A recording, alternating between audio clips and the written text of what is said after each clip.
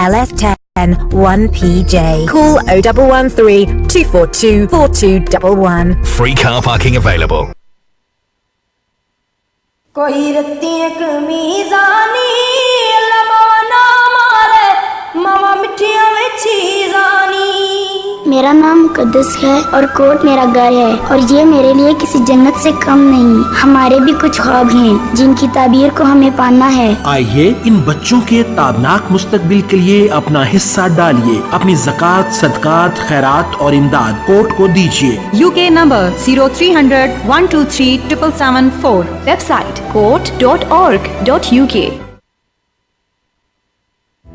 Almarad Tiles. With over 70 stores nationwide, we are now open in Peterborough. Up to 50% discount offers now on. Largest selection of tiles. Full bathroom suites from only £189. Paint, LED lighting, laminate flooring from only £7.99. Over 1,000 designs of wallpaper in stock. We have everything you need. Come and visit us at 193 Fengate, Peterborough, PE1 5BH, or call us on 01733 34 58 47. Almarad Tiles, now open.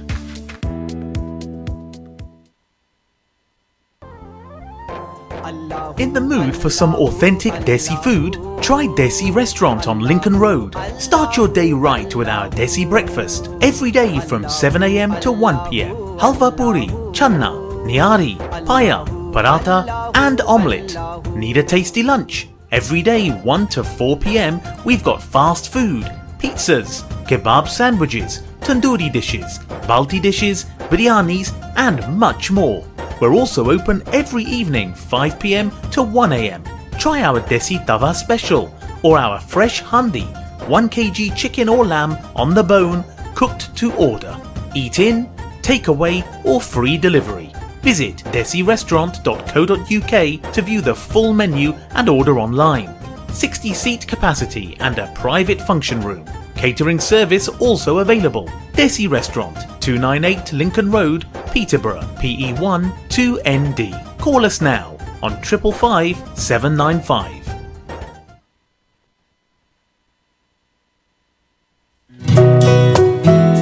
Broadcasting 24 hours a day, 365 days a year.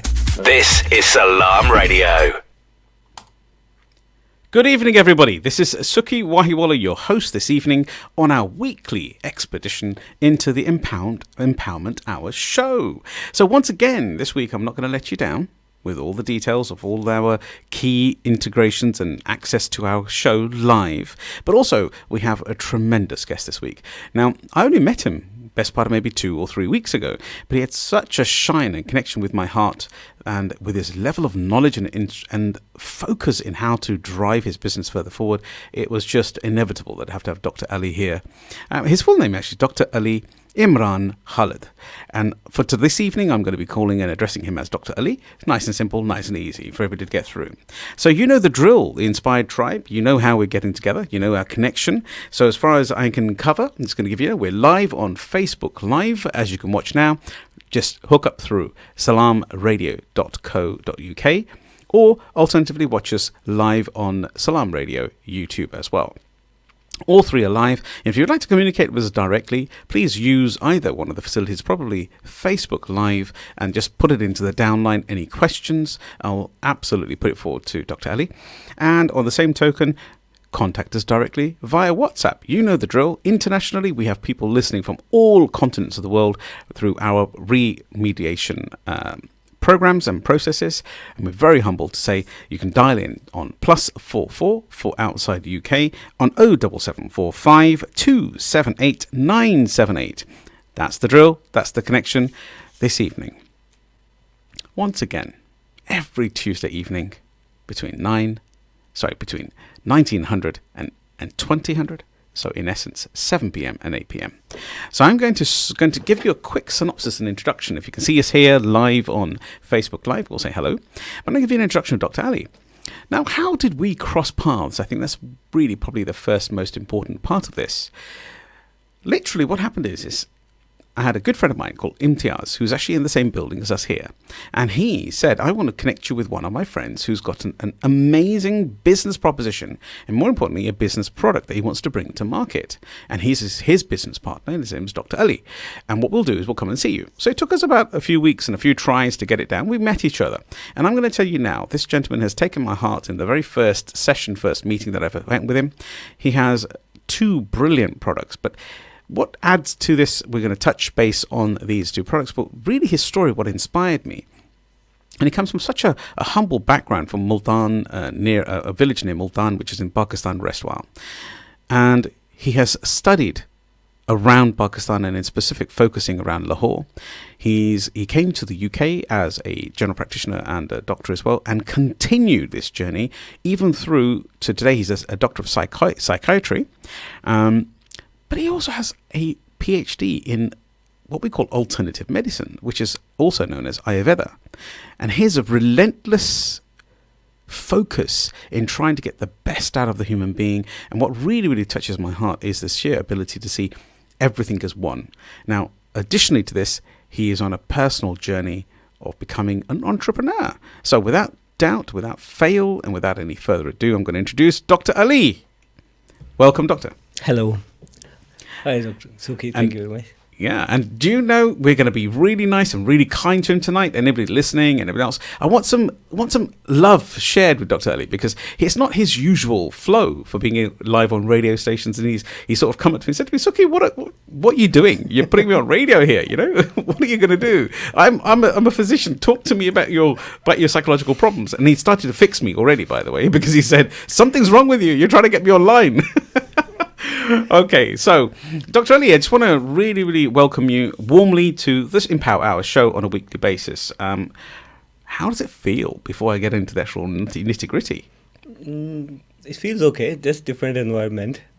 Talking to people again. I suppose you're much more used to sharing things such as lectures and keynotes and presentations and PowerPoints to a very high end of audience, right? Yeah. Obviously, there's a huge audience on this show, as I understand. There's about 3 people live. That's very good.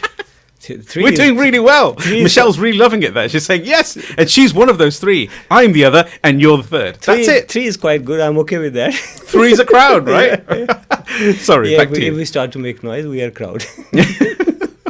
It feels okay.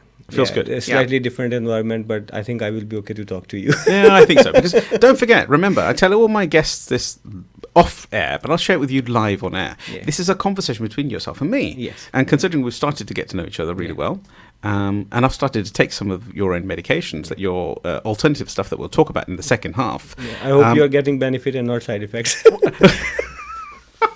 Well, as you can see, I'm smiling, so it must be something good. And you're still okay. Yeah, I'm still okay, and I'm still kicking, and I'm still talking to you with a smile. So, no, to the point, really, I'm being honest with you, I really am humbled to have you on the show. Thank you. And you're going to be an amazingly deep, philosophical guest for this evening. I will try to not to share my philosophy here. Is that right? Okay. There's me calling you for the philosophy, and he says, I'll try not to share it. That's what you're up to now. Okay. So, if you'd like to touch base and if you'd ask any questions with reference to entrepreneurship and even the Ayurveda logic, we're not really about a medical, because my brilliant co-host and my senior, obviously, Dr. Shabina, who's been at the game a lot longer than I have, she does a brilliant job with all the medical practicing and medical conversation. I'm even going to attempt to try and get Dr. Ali on her show for further what we call, you could say, medical benefits as well. But for this evening, we're going to have a focus on his journey, if that's okay. If you'd like to get in touch, don't forget 07745 278 978 via WhatsApp. Now, Doctor, I'm going to call you Ali, if it's okay for this evening. Yeah, just as to break the friendship down, yeah? No, to break it balls down and hold a friendship. So I'm talking about, Lisa, we have a conversation where you had an amazingly humble background and a great journey. You're here today, obviously, today is 2020, and you're sitting in the UK, you've been here since 2008. But it's not all been easy. So I'm going to, our feeling on our show, the Empowerment Hour, is all about relentlessness and about the ability to push yourself further forward in life. Yeah. Does that make sense? Yeah. And you're very much the correct candidate for this. So where have you come from? Okay, so I come from Pakistan, from a town near Multan, which is the main city in the southern part of Punjab. Southern, yes, that's right. Yeah. Southern Punjab, yeah. And I did my initial education in my hometown, and then I moved to study medicine in a division called Bahawalpur. Bahawalpur, yeah, okay. in Quaid-e-Azam Medical College. And from there, I did 5 years graduation in medicine, and then I moved to Lahore to do my junior doctor training. So I finished that 2 years again, and from there I started to think of coming to UK to get more training in medicine. Great. So just before we jump onto that journey, jumping into the UK journey a second, let's go back to Pakistan a second. And we're talking about you being in Multan. And by the way, my great grandmother is also from Multan as well. So there we are. How lovely is that? So we have lots and lots of crossovers live on air. So you studied, from a young age, did you know you wanted to be in medicine and as a doctor? You're obviously one of your siblings, etc., and I'll cover that in a second. But did you know that you wanted to be? Not really. So did you have the same framework put onto you by the elders? Doctor, accountant, solicitor? No, not from the very young age, but yeah, around 16, I had an idea that I think this is what I'm going to do. Brilliant. And was this from an inner feeling, or was it something that was, because look, come on, I'm going to be live on air and open a conversation about this, that a lot of Asian families, they do tend to put a bit of a pressure on our children, and even more so back home in Pakistan and India and Bangladesh and Ceylon and Sri Lanka, that kind of thing. It was a mix. So there was, if I say pressure, I don't think there was any pressure, but great. there were shared feelings in the family, as we all do. And then there were also feelings in myself that this is probably the right profession for me. Wow. So it's not all pressure. It was mixed feelings in the family, and then the immediate environment. Yes. Most people were choosing these kind of things and this profession. So still, and I just went with the stream again. To be moving into the medical stream around 16 years is quite early. I mean, that's quite a good longing. So at that age, when I say, so I had the thoughts at that age. Yes, and that's then what I'm obviously you do your exam to get into the medical school, which is not easy in a country in Pakistan. I think in this country it's not easy either. No. I think I mustn't. I was going to be very clear in case I get loads and loads of contacts saying to me, "You don't even know how hard it is to get into medicine." Well, I'm telling you, it's a very hard context. Yeah, and it's also hard and very competitive in Pakistan, and I'm sure it's same in India as well. Absolutely.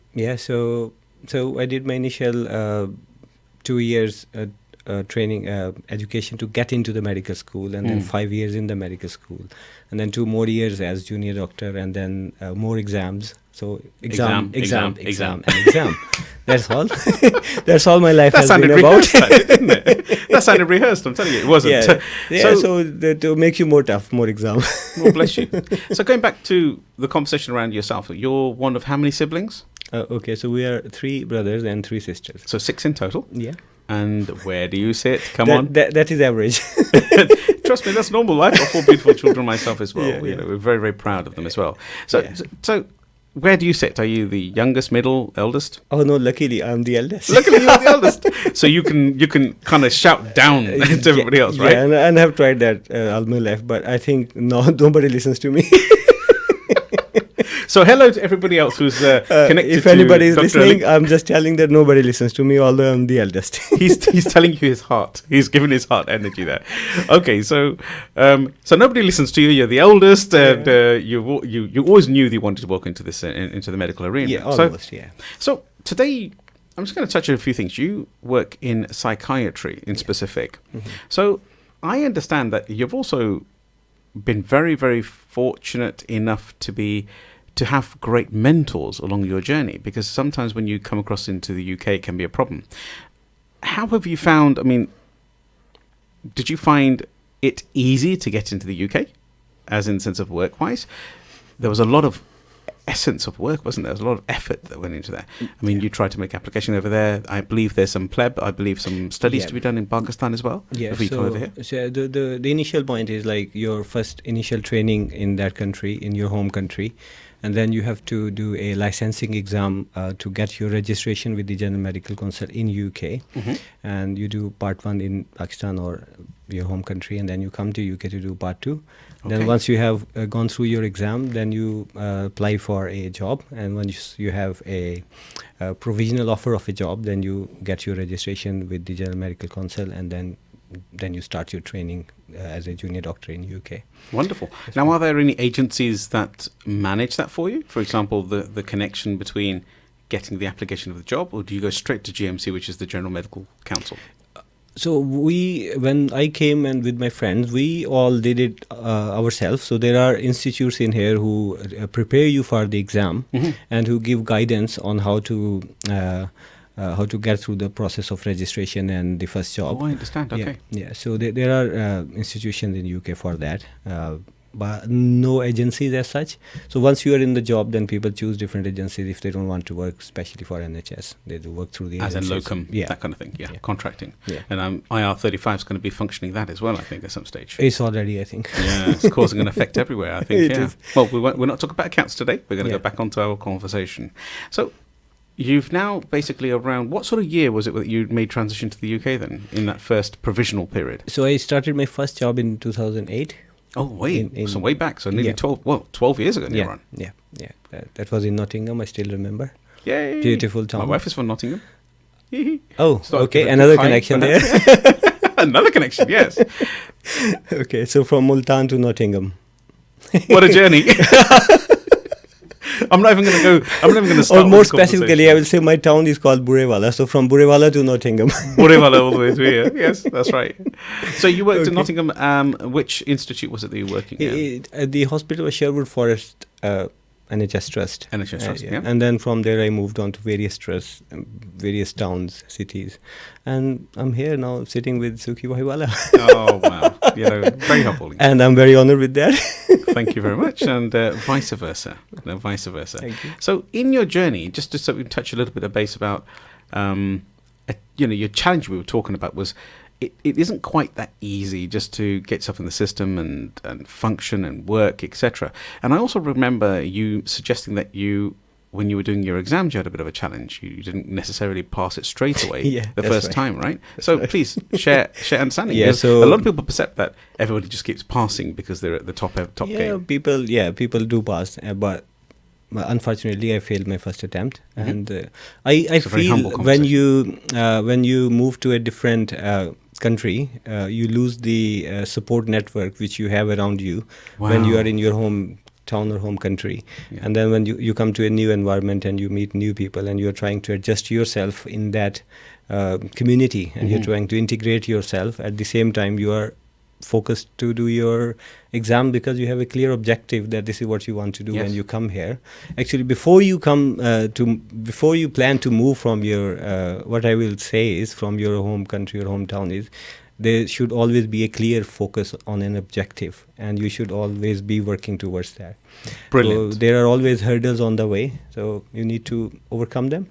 And it's not easy, but I think if you continue and you persevere, one day you are there. The relentlessness. Now, I was actually, you're going to say something, you just mentioned something, which I was going to say, that there's hurdles, there's challenges, but in order for that perseverance to continue and take evidence in you, one would say that you need to have what we classify as a very deep why.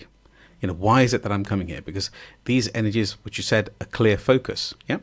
So in this case, you failed the first time round, but you persevered, which we know in the Inspired Tribe, as we say, is relentlessness, because we don't relent, we just keep going.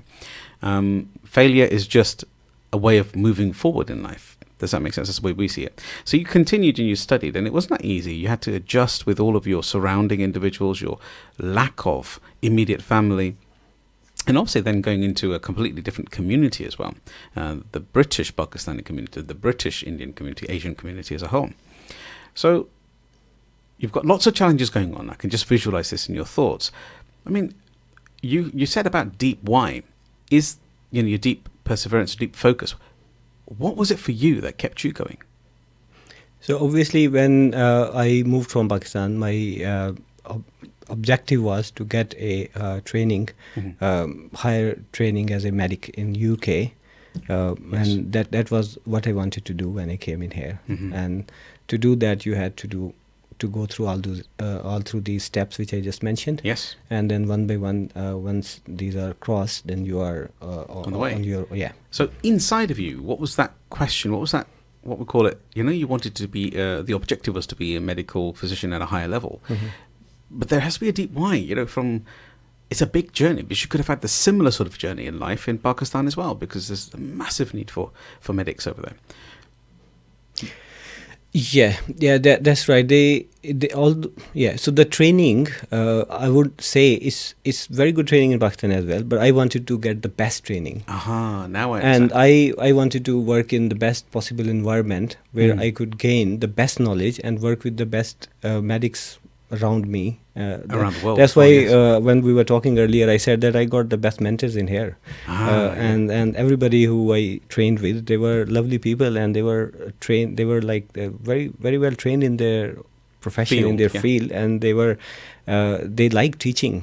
So that's why people like me, if they have that support, they get what they want. Wonderful. Yeah. Even today, I'm working with somebody who I might like to mention here. I will actually. Please do. Yeah, Dr. Nouman Khalil. He's my current boss, and he's a lovely person. He likes teaching. He likes to lift people up, and he likes them to gain what they want to gain. Wow. Yeah. And I can see very clearly that that's rubbing off on you as well. Yes, and that you're is actually, also becoming that he person. inspires people, and I'm inspired by him as well now. As I'm inspired by you, you are a multifaceted person. God bless. God bless.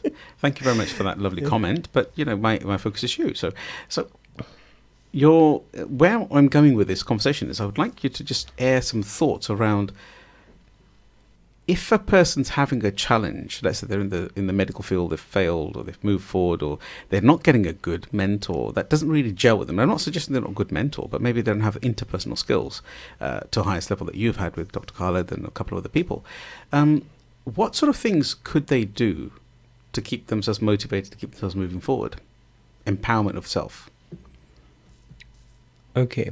So the first and foremost thing is, if you have a clear thing in your head that this is what you are going to achieve, you need to make a very good plan, and then you need to follow that plan to the T, to the point, and in that journey you will have problems from A to Z. So once you come across a problem, you should have in yourself the substance to say, I'm not going to stop here. I'm going to cross this bridge, and I'm going to see what is next in the world. So you continue Wonderful. And then so life basically is a journey. So you should never think of stopping in life. So you only stop when you are not living. So you need to continue. And that is my very simple basic philosophy, that if you are alive, be grateful. You're alive. Do it. Yeah. So if you are alive, you should be continuing your journey, one after the other, and keep progressing. Yeah. So would I be correct in saying that you agree with the philosophy or context that if you're stuck, just take one step further forward, and somehow the universe, God, there will be new unravels. Things open. Yeah, that's right. New things will open for you, and you will see that actually where you were stuck, you didn't need to stop there. You should have moved forward. You could. That's right. Yeah, you could have, or you should have tried at least to move forward. And people usually cross the bridge. Wonderful. Now we speak from a very similar sort of category of conversation. I'm more in the linguistic sort of conversation of psychology or psychometrics and psychoanalysis. You are a trained psychiatrist, and you also have your hand in medical understanding as well, because you wanted to keep that focus going. I mean, I'm talking about what is called working in A&E and stuff as well. So a question to yourself, because in the second half, if everyone's listening and if you're enjoying our journey so far with Dr. Ali, then we're going to be talking a bit more about your entrepreneurial process in the next half. But as a psychiatrist... My new journey. Your new journey, yes, your amazing journey. In tandem with your current journey, yeah? So the question I ask yourself, Ali, is what is it about psychiatry that really inspires you to get hooked and help people? Because I know you spoke about you helping with children, elderly, What is it specifically about psychiatry that helps you? Yeah. So I believe if your mind is at peace, your abilities are more to the focus of if you have a mind which is at peace, you are more able to do things which you want to do. Wow. And you are more able to to contribute towards the community at large. Yeah. Wow. And if your mind is disturbed for whatever reason, maybe for some social problems or a psychiatric illness, so we basically as community we lose the contribution from that person. Oh my goodness, what a beautiful way of saying And so my idea of working in psychiatry is that I try to make that person back in the community, to try to get them back in the community and try to get them living their life in the community and maybe or possibly contributing towards the community. And I think most of the people who are mentally disturbed, if they have proper help around them, appropriate help around them, they can function. Yes, and that's what I'm trying to focus on. That's what I try to do when I work in psychiatry. God bless you. It could be through so many different team members. There are vast array of team members who work in psychiatry, not just doctors, not just medicine. I look at human as a human in totality. Yes. I don't just look at them that this thing. I just don't focus on a fraction. I focus on a person. Yes, the whole thing. Yeah. Jen, that's so beautiful. What an amazing quote. That every single human being is born to make a contribution to society, and when they develop for whatever reason through genetic or environmental, so we call it environmental influences, that they are deprived of that contribution into society. That's such a beautiful way. So your main vision in life is actually to reappropriate those individuals to offer their contribution back into society with the relevant people. That's so beautiful. As much as they can. Yeah, as much as they can. Because we're all different, so we can't, Yeah. So on a personal level, I think that's the most beautiful way of saying it, that everybody's born to make a contribution to society, and they deserve that right to make that contribution. And what you're doing in essence is assisting them to do that. That's what my idea was to work in psychiatry, that I will learn those skills to enable those people to integrate back in the community. Wow. And be a positive contribution and also live their life as a person. Yeah, absolutely. Jana, I'm not sure whether everybody's understanding. I mean, there's a lot of jovial conversation here with Dr. Ali, but there's a real seriousness to the whole flow as well, even though it's quite funnily delivered.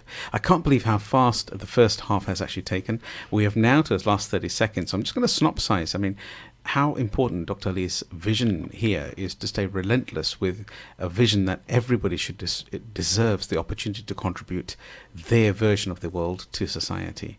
It's a wonderful conversation. But if you're going to come back in session 2, we're going to put the second half of today's Empower Hour with Dr. Ali Imran Khalid, and we will be talking about his entrepreneurial journey and how he's moved into really bringing his PhD in Ayurveda to the market. See you soon. Stay tuned to Salam Radio after this short ad break. It doesn't take much to bring some difference. You give some change, which makes a change. Because nothing gets mileage like a charity. Just a little change turns into a chain. And before we know it, the results are massive. So give a little to make a big difference. For donations, call now. UKIM 0207 387 2157. Had a car accident or an accident at work? Accident specialists are experts in no-win, no-fee accident claims. Leave the hassle to us. Our multilingual settlement experts will manage the entire claims process on your behalf, with nothing to pay up front. We provide services such as credit hire, taxi vehicles, recovery, storage and much more. For full details on our range of services and a free consultation, call us on 01733 555 774 or visit our office at 249 Lincoln Road opposite the NatWest Bank. Accident Specialists. Start your successful claim today. Do you own a restaurant or takeaway? Cater Fair is an expert supplier of new and used commercial catering equipment. Visit caterfair.co.uk for quality equipment on sale at the lowest prices, or call us on 01733 310 115 or visit us at 11 Royce Road, Fengate, Peterborough. जब बात हो हलाल meet की तो कैसे मुमकिन जिक्र न हो हाजी बाबा का। हाजी बाबा अज़दा में आपके लिए। हम अज़दा में अरसा 10 साल से जायद मुल्क भर में 45 से जायद काउंटर्स के साथ बेहतरीन पैकेजेस, हर वैरायटी का मीट और आला मायार के लिए आइए हमारे पास। चिकन ब्रेस्ट, चिकन क्यूब या कीमा सिर्फ 3.99 पाउंड पर केजी, लैम या शीप लेग, लैम शोल्डर और मिक्स सिर्फ 6.99 पाउंड पर केजी, बेबी चिकन सिर्फ 1.99 पाउंड पर केजी। आपकी सहूलत के लिए वक्त की बचत और मायार की जमानत, तमाम हलाल गोश्त और अशिया जरूरत एक ही छत के नीचे। हाजी बाबा हलाल meet, find us in अज़दा।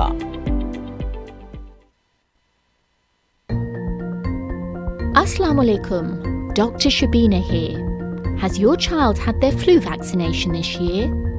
All primary school-aged children are entitled to the flu vaccine in their schools, helping to protect you and all the family against flu, which can make vulnerable people very ill.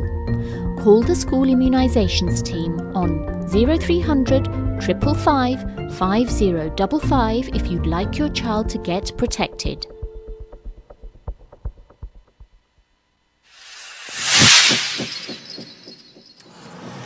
Assalamu alaikum. Bismillah.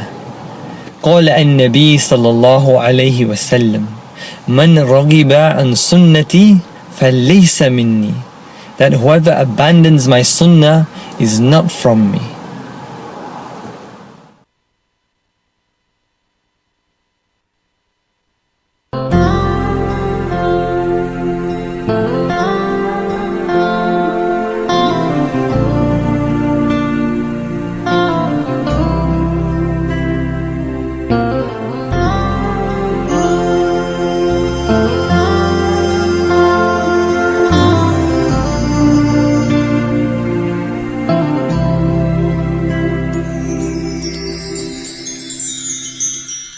Miles away, oceans apart, never in my sight. Peterborough's community radio station, Salam Radio, 106.2 FM. Good evening, everybody, to part 2 with your host, Sukhi Wahiwala, and the Empowerment Hour every single week and every single evening. We have Dr. Ali Imran Khalid with me today, which we will call Dr. Ali today, just to make it nice and easy, by his choice. If you'd like to get involved, by all means, please send us a text, or we're getting some WhatsApps through, but some WhatsApp on 07745 278 978. Today's the conversation arises where we've covered a lot of journey with Dr. Ali on his journey back. I'm just going to invite him back in. Welcome back. Hello again, Sukhi. Yeah. So what we're doing, we've been discussing very, very strongly about his journey up to here and how to get into the UK marketplace when it comes to being a doctor, and how important it has been for him to have great mentors on his journey, and in specific, how his vision or his objective in life is, because he works in psychiatry, to be able to reinstate every human being's ability to contribute to society at large. And I think that's a beautiful, beautiful context, a very sociological logic in what he's trying to share there. But through psychiatry, he's assisting the individuals who have a problem with communication. And I think that's wonderful, Doctor. Now, thank you. And today what I want to do is I want to move it slightly into a different direction a little bit. So a little birdie tells me that you're walking into the world from being what we classify as a physician in essence, and you're walking into the world of big bad business. So we're walking into the environment of entrepreneurship. So I'm just going to ask you a question. You mentioned to me that you hardly had any experience in business or entrepreneurship or in your upbringing because you're all in the medical field yourself, etc. But, what was going through your mind when you started to work about trying to get into a business flow? Okay, I think I will keep in line with, I have been thinking about human being as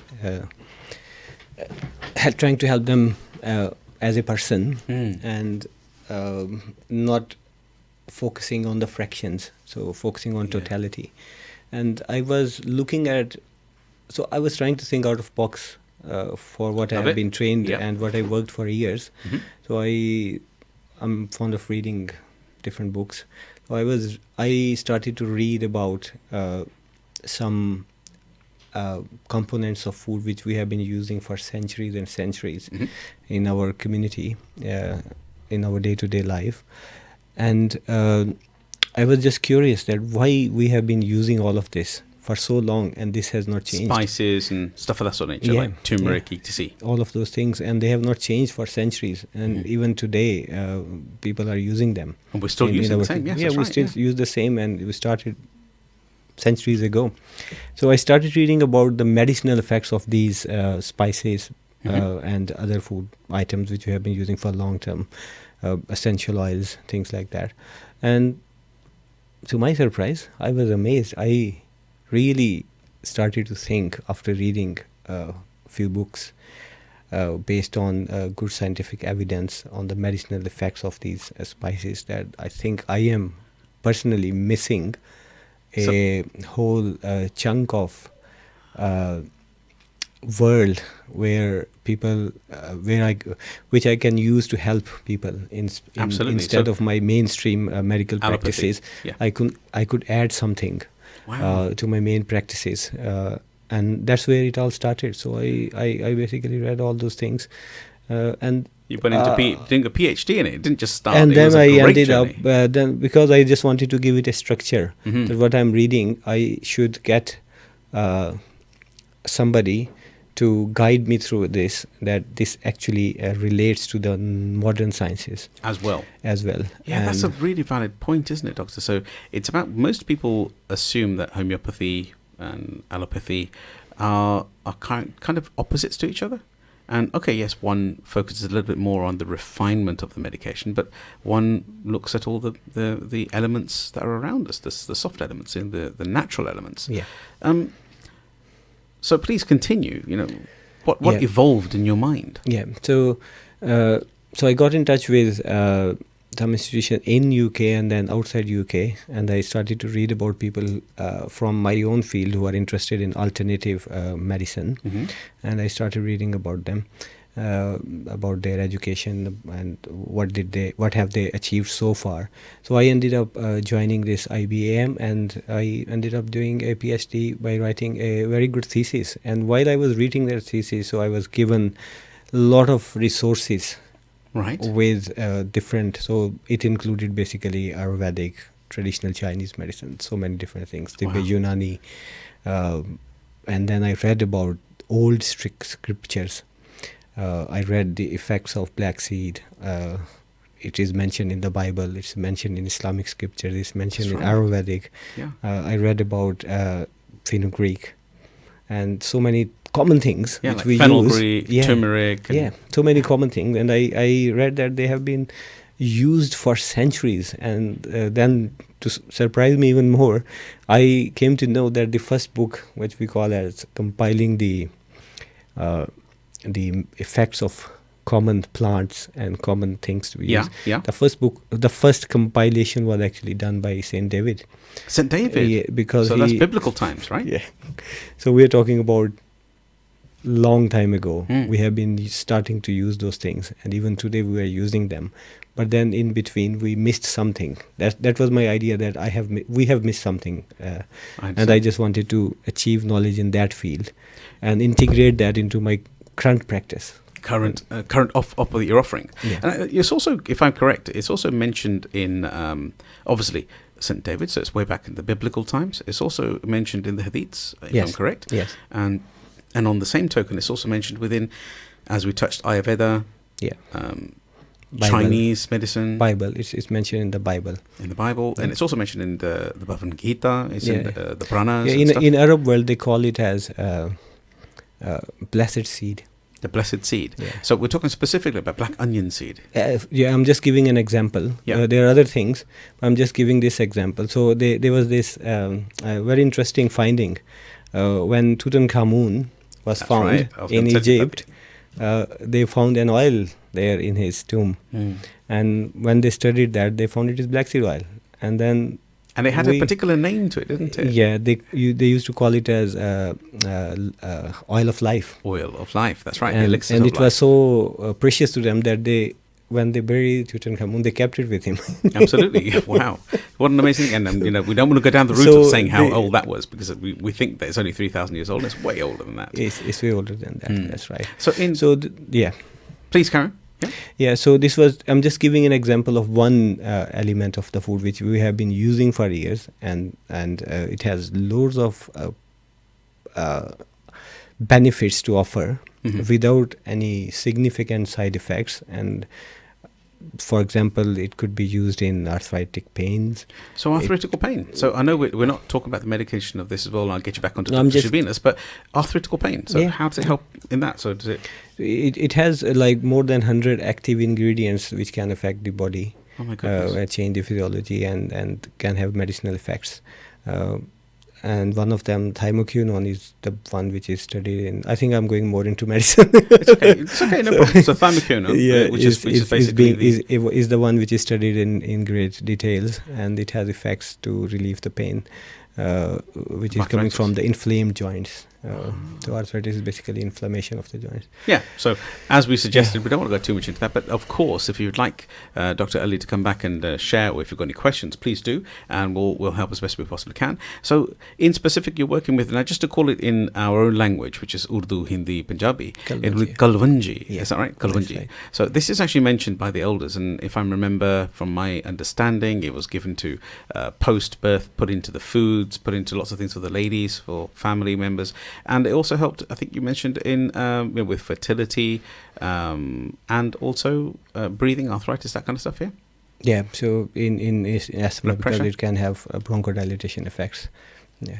And there is evidence for all these things which I'm saying. Absolutely. There are published studies which are accepted for publication on good websites. That's right. So if anybody wanted to get hold of yourself directly, how would they do that? I mean, you're not much of a social media type character, are you? So how would they get in touch with you? At the moment, I'm only available on WhatsApp. WhatsApp it is. Because I only have one mobile and one number and one WhatsApp. Wonderful. But I think I will try to get my Facebook account if I can. So we're going to promote this gentleman to get himself a nice Facebook account and get himself accessible so that people can actually communicate with him. And after this show, I'll even try and help you. So if anybody wants to get hold of Dr. Ali, just ask him about these sort of things. I mean, please reach out to myself here at the station at Salam Radio, and I will happily discuss it with Dr. Ali and then pass your details on with him. So with reference to the thing, reference to the black seed oil. So just to bring it into an entrepreneurial understanding, as I said to you, you've got no real background within entrepreneurialism in that context. Did you feel any inhibitions, any challenges to move into the field of selling, let's say, for example, black seed oil in the marketplace? I mean, did you know what to do? I had an idea, but not 100% I knew what I do. What I knew was, what I was very clear about is that I will try to get products. No, I will talk about like a businessman. Products. Just talk like a businessman. That's absolutely correct. Yes, I will try to get products which have reasonable scientific evidence, which have been studied somewhere in the world with good evidence, and they are helpful in common health problems. I just gave you an example of this Nigella sativa, the scientific name of black seed oil. Then I'm also started to work with a company who have manufactured a oil-based diffusional patch, which is used for prolapsed intervertebral disc. So the back pain and stuff of that sort, yeah? So the back pain arising from Prolapsed disc specifically. Disc. That's the only indication for that. And that's the second thing I'm working on, and I will continue this. As I said, life is a journey. We need to continue. This is new for me. The business world is new for me, but these what I call now products are not new for me. I have knowledge. I will gain experience with time. Like this second product, which is called ArtCure diffusional patch. There is a study behind it, and I'm trying to promote it in UK now, so that we can. The article is it called ArtCure. ArtCure. Yeah, so diffusional patch. ArtCure diffusional patch. Yeah, so it has all the licensing. It is a safe product, and I'll see how it goes. Hopefully, it will be. If people get benefit from it, their back pain is cured, and they did not need the surgery for that, I will be happy. So in specific, just to clarify, that means basically the ArtCure patch is an alternative to incision to an operation. Is that right? That's what the study has proved, that there was up to 70% relief from the back pain, and there was the quality of life was improved as a result of getting rid of that back pain because of the intervertebral disc. Wonderful. So now a question to yourself, and you've started to distribute, go back to the black seed, the kalwanji, and also the nigella seed, whichever you want to call it, and black seed oil. You've started distributing that. Now, if on my memory, from my understanding that we touched on it, you've gone through, as I said, you're falling on your feet with entrepreneurialism. Of course, I will be assisting you as well through entrepreneurship, through mentorship and that. Thank you. But thank you. But also, you've already started to distribute it back in Pakistan, if I'm correct. Yes. So you've already started to get it packed in the UK, in Europe, in Germany, and then you're sending it over to Pakistan. So a question to yourself, and that couldn't have been an easy project. No. And the most difficult thing in this was Germans don't speak English. Germans don't speak English. Or we don't speak German, whichever you see it. Yeah, I don't speak German and they didn't speak English. Right. So I had to get somebody who knew both languages. That was the most difficult part. It would have been quite easy to find. I mean, I'll tell you what, I've imported a lot from Germany, and one of the challenges I found when I originally started was, I could speak English, and I needed to find somebody who could speak German very well. I was quite lucky because I actually connected with a Pakistani friend of mine over there, and logically, he could speak Punjabi. So yes. It was easy. I could speak Punjabi, and they could speak in German to our local people. And now here, Sukhi, my belief is if you speak Punjabi, if you can speak Punjabi, you can do anything. Oh, cheeky. Okay. I kind of agree with you there. There you are. You have to agree. You speak Punjabi. I do. Oh, what a joke. So, going back to the point of what we were talking about, I really agree with you there, by the way. I'm a Punjabi guy and I can speak Punjabi as well. And considering I'm born and bred here in the UK, ironically, I don't think I was very fluent in Punjabi until I was about 16 years old. So, any of the children out there who are thinking about learning their mother tongue, please do make the effort because it makes such a difference to your communication skill with others. And one more thing I would like to say on a serious note. If you speak Punjabi, and you're on the radio or any social media channel, and you can control yourself, not using the wrong words, then you can do anything. I'm going to have to stop this. Gentleman is hitting the nail on the head there. It's absolutely true. So if you can contain your language choice live on air, that'd be really good. So you've done really well, haven't you, today? I must praise myself on this one. So I have controlled myself for so long. We've had a little bit of laugh and a joke. So we'll go back to the business model. You've got into Pakistan. So how did you get your product recognized over there? Because of the beautiful, the understanding that I have of the allopathy knowledge in Pakistan and in India or the southern Asian continent, that it must have been very hard for them to knuckle in back with the Ayurvedic and the ancient knowledge. What was the methodology that you used? You said did you touch base with keynotes and presentations and stuff, and how did that go? So for people who are not into the business but they do want to try to be in the business, there is a portal which is called CBI, Central Board of Investment. Oh, wow. CBI, yeah, they have webinars, and they really do good practical teaching on there. So if you have time, if somebody wants to start in business, they can start from there. If they don't have access to Sukhi Wahiwala, they can try Ta-da! CBI. Because now I'm going to stop CBI, and Sukhi Wahiwala is going to be my mentor in business. Oh, bless you. Thank you very much. But CBI and is the first stage. So that was for me, the Yeah. first stage. And so I went through a few webinars, and I made my notes that these are the steps I need to do. And I went through them one by one, and to cross the hurdle of bureaucracy and all that in our countries. So I nearly did that, and nearly So because you it is an ongoing thing. It's an ongoing thing. Yes, this is ongoing. Yes, it is an ongoing thing, unfortunately. Ali bhai, if you go back to the logic or the model that you utilized to intercept Pakistan's thinking, probably, because you're now exporting from UK and Europe into Pakistan as well with this particular Nigella seed. So when you were talking about that, what was your strategy, whether it's correct or wrong? Not correct, but your strategy was to invest in the knowledge of all of the current medical industry. Is that right? So what was the process that you went through? So another surprise for me was when I did a survey that how many people I wanted to find out how many people will like to use alternative medicine as a treatment option for them. Homeopathy in a soft nature, is that right? It's not homeopathy. It's Okay. So when we say complementary and alternative medicine, it's about more about medicinal products which are natural. Got it. Yeah. Homeopathy. Thank you for clarifying that. Yeah. So I did that little survey, and I think after that I found out through the literature, available literature on the search engines, that in many countries still today there is really good percentage of people who prefer natural remedies over allopathic or the new remedies, and they do try that sometimes before going to the mainstream medicine.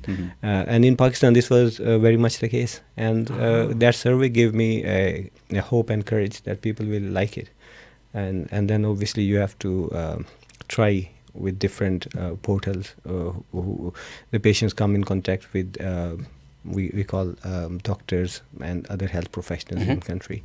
So I made a team of 3 people and started to approach them basically, and introduce them with the idea of natural remedies for the health problems people are like long-term constipation. People have tried all the medicines which I can write as a doctor, and they are still suffering. So I said, why not try this? And then some people got relief, and I got good feedback, and that's where we are now. So people, wonderful. If I can, if somebody gets relief from somewhere, it doesn't matter for them if it is a medicine made from in the mainstream pharmaceutical company, or is it made, it's a more natural thing, or it is a plant-based thing. Yeah, I fully agree with that, because I subscribe to both, because I have a thought around modern medicine being an instant relief management of a current pain and a current challenge, and I would see to me that your natural medicines would be a longer standing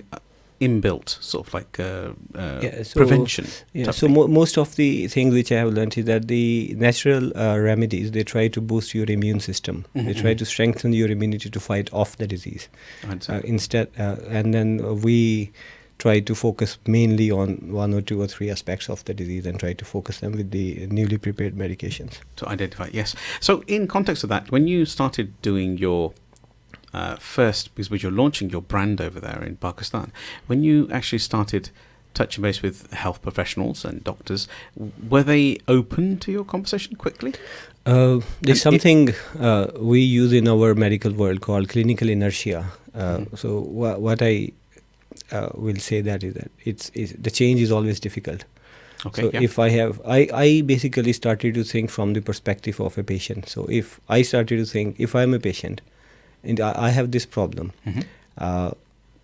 what will be the best thing for me? If a modern doctor like me, trained in the modern medicine, can help me, I will be okay with that. If I have tried that, or if I want to try something which is less risky, I will say, then I will go for that as well. So I started to think from the perspective of a patient.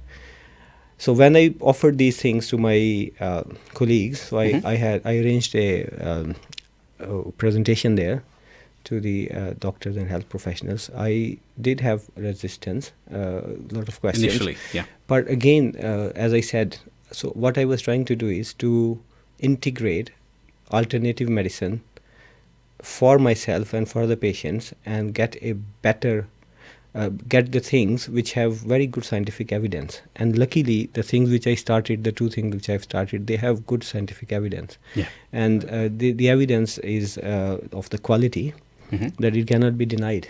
So you cannot simply say that these things will not work because there is no studies on this. I understand. There are studies, and they are published in peer-reviewed journals. And there are ongoing research in countries in Europe, in America, in Asian countries, in Arab countries. So it's not just a thing which is based in one place. There are studies from different settings, healthcare settings. Yes. And they are giving the results which are proven scientifically. Scientifically supporting it. So if somebody wanted to learn a little bit more about, let's say, Nigella or black seed oil and the benefits of this, and they wanted to do it in a scientific format, what was the online portal? Something So the easiest thing to do is if they... so what it will be like medicine terms and things there, but it will be easy to understand if they can go to a website called PubMed and they just write Nigella sativa and the condition, or even if they search on any search engine, they will come across few things. So and PubMed. Then they can, this is what we as doctors, we use PubMed laws. We use this it's a free thing, a free resource. For medicinal literature. And I would suggest that people can go there and read. Amazing bit of advice there. I can't believe how fast our time is going. We have 3 minutes. That's it.